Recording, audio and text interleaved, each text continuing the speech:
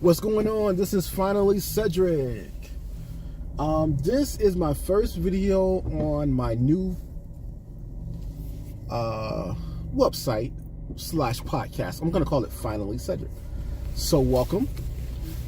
Basically what it's all about is finally I can be me. Woo! We about to get into this, y'all. We about to get into this, all right? And so what does Finally Cedric really mean? Finally Cedric, a few years ago, I started a email. It was called I am Cedric Powell at gmail.com. I think my email for this venture would be, I don't know. We'll see. It'll be a professional email. It won't be a Gmail. So, but whatever.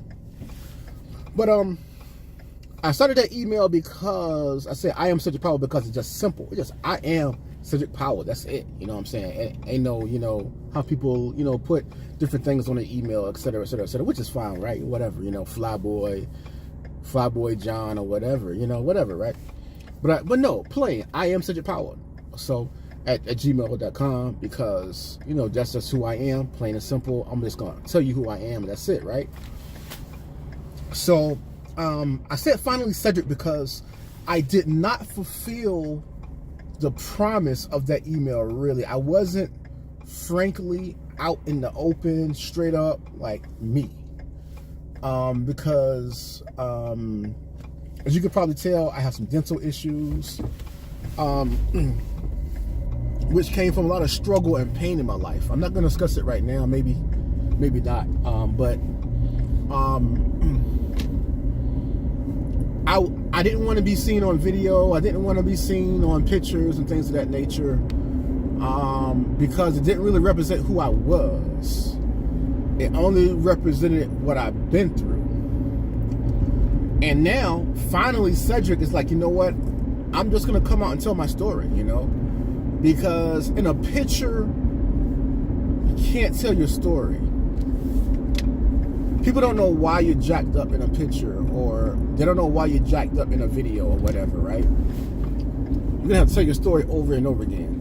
But now, I'm saying in my life, you know what? Finally, I'm just going to be Cedric. Finally, I'm going to be me. Finally, I'm going to speak out and just, lay it all out, No pretenses, etc., etc., etc. Finally, I'm walking in my destiny. Finally, I'm on my rebound. There's a lot of things I want to hit on. It's just basically going to be a daily journal of my life and things of that nature, But one thing recently that I really have been keen on is this.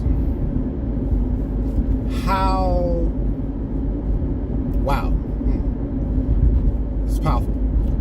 How you really have to let go of people.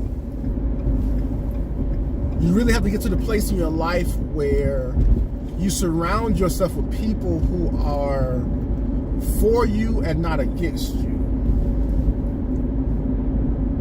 That's very, very true. And you probably heard that a lot in your life, Be careful who you surround yourself with. Look at your circle and things of that nature.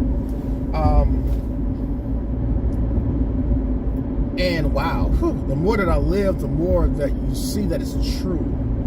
Especially in 2021, when things are really tight right now. Like, a lot of people are going through a lot of things. People are trying to take advantage of each other. They're trying to do each other over.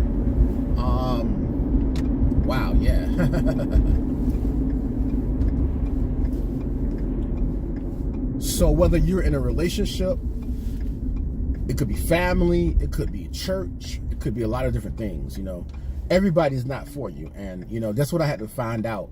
I had to find out the hard way, that a lot of people want to see you do bad. They want to see you do bad. They want you to do bad so that you can need them. And then when you need them, they'll talk about you.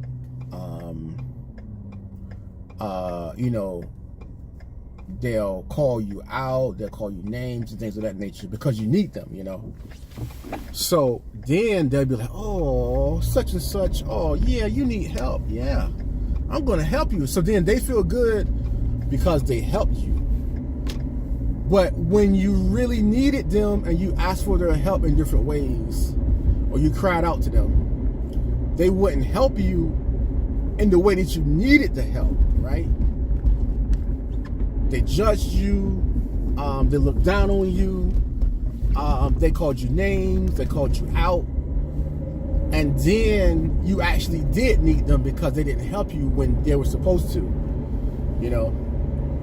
And so what I figured out was, through it all, is that people want to see you do bad. That's if you're in a dysfunctional relationship, a dysfunctional family, if you're in a church situation that's not a good church situation. People want you, because I was seeing all of this dysfunctional marriage, relationship. They actually want you to see you do bad first. First, they want you to do bad first. They want you to have financial problems, health problems, stress. They want you to get divorced. They want you to cheat on your spouse. They want you to have problems with your kids. They want you to lose your house, lose your car. Then they say, oh yeah, let me help you. And then they'll give you advice. They'll give you advice then, like, and then they'll look down on, oh, you must have done something wrong, like Job, right? You know, you must have done something wrong for this to come upon you. They're like, no, I've been trying to get you to help me for like 10 years now, you know, and now you want to point at me because, you know, I've been crying out for help. I thought you were there to help me, you know. I thought that was, you know, a part of the whole deal, you know. But when you're in a dysfunctional situation, what happens is that things don't work the way that they were supposed to work. And what you're going to have to do is learn to depend on yourself, but also learn to get yourself out of that situation. You're going to have to remove yourself from those people, and that's what God did. God removed me from those negative influences. And I want to tell you that you need to be radical in how you do that too. Be radical. You know, because you're gonna have to just remove yourself from those negative influences, from people who want to see you doing bad. They want to see you doing bad, man. They really do. They really do. And so yeah. Oh my God. Whew. I mean, I've seen it so much. Business, you know, people knew that I was going through things, and I was working with them. I was working with them in business, and they would just burn me. And so I learned how to protect myself a lot more, you know. I learned how to, yeah. So it is what it is, you know. So you really have to protect yourself. And you really have to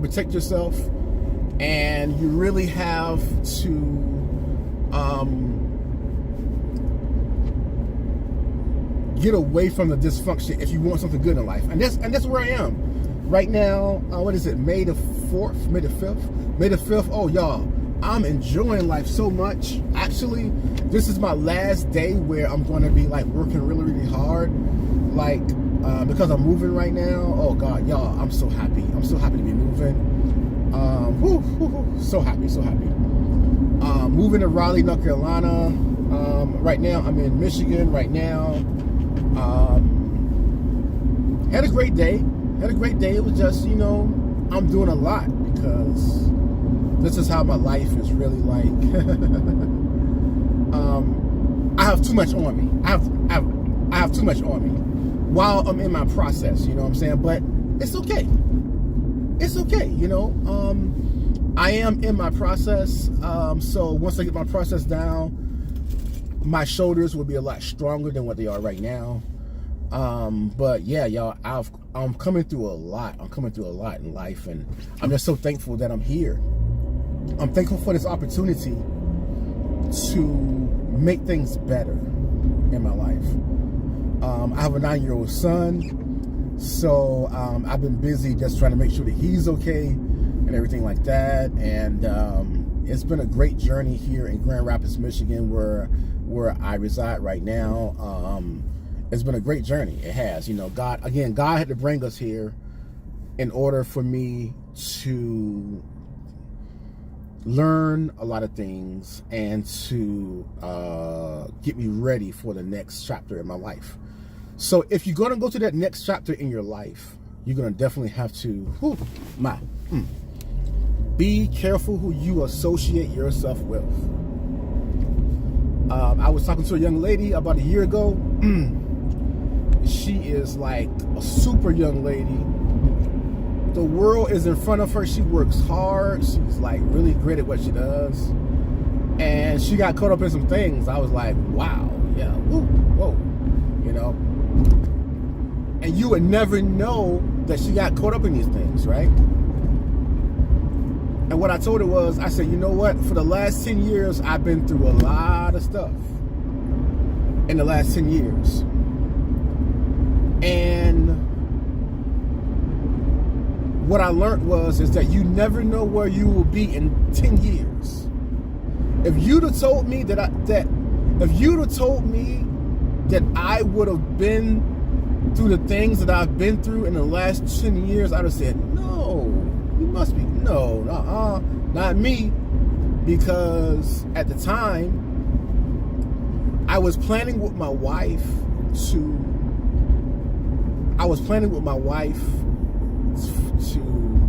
we were doing our budget together, and we were planning to have a house. We were breaking down our credit, getting our credit better and stronger and everything like that. And didn't even have a kid yet, Well, yeah, that was 10 years ago. Yeah, because my son's 9. He just turned 9. So if you'd have told me that I would be, struggling, not struggling with my health. Let's just say this: I'm fighting for my life. I've been fighting for my life, and I just got my diet down, like over the last couple months, where I'm eating a lot healthier. I'm losing weight again, and things of that nature. I'm balancing my work because I work so hard. That's a part of my problem. I'm balancing my work and all of the things that people put on my shoulders. I'm balancing that and just getting stronger and smarter, and also some dysfunctional things that I've had to fight. Basically, I was attacked mentally and spiritually, basically. And I'm not going to go into that too deep right now, but it was messing with important parts of my life, and I'm just getting over it, So I'm fighting all of these things, and I'm bringing everything together, and but in those 10 years, I was homeless. Okay, I'm gonna be honest with you here. You know what I'm saying? I'm gonna be real and honest again, because it's called Finally Cedric, because at the age that I am, I'm 43 years old right now, and I'm 43 years old, and it's time for me to tell my story. It's finally time for me to tell my story. I don't think I'm gonna write a book or anything like that. So this is like my way of telling my story. So I was homeless, long story short, living in a hotel. That's a blessing. Even though I didn't have a home, just living in a hotel, okay? So, terrible marriage, and that was the main thing. My wife was supposed to be a distraction. That's what the enemy wanted to do. Not just was I attacked spiritually from a church, witchcraft and things of that nature. And I finally understood what it was. I was like, wow, oh, this is not a mental illness. This is witchcraft.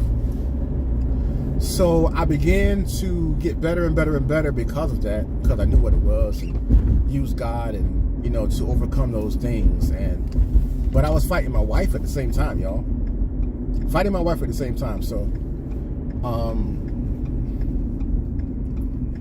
that's where I had to finally get over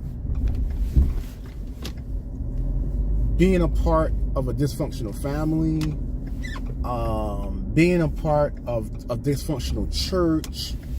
I'm talking about the church in general in America can be very, very dysfunctional. And I ran into a lot of that. They didn't know how to handle the things that I was going through. And so I had to depend on God, really. I really had to depend on God and the Holy Spirit. And I made a few mistakes here and there, and basically, boom, you know.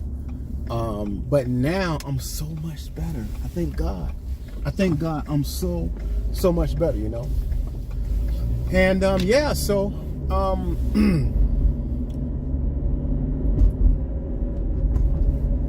what you're gonna have to do is you're gonna have to make a decision to remove yourself from the people that are around you who are not for you, and you are going to have to go your own way. My memory is about to go out right now, so I'm going to end it right there. Peace out. Have a great day.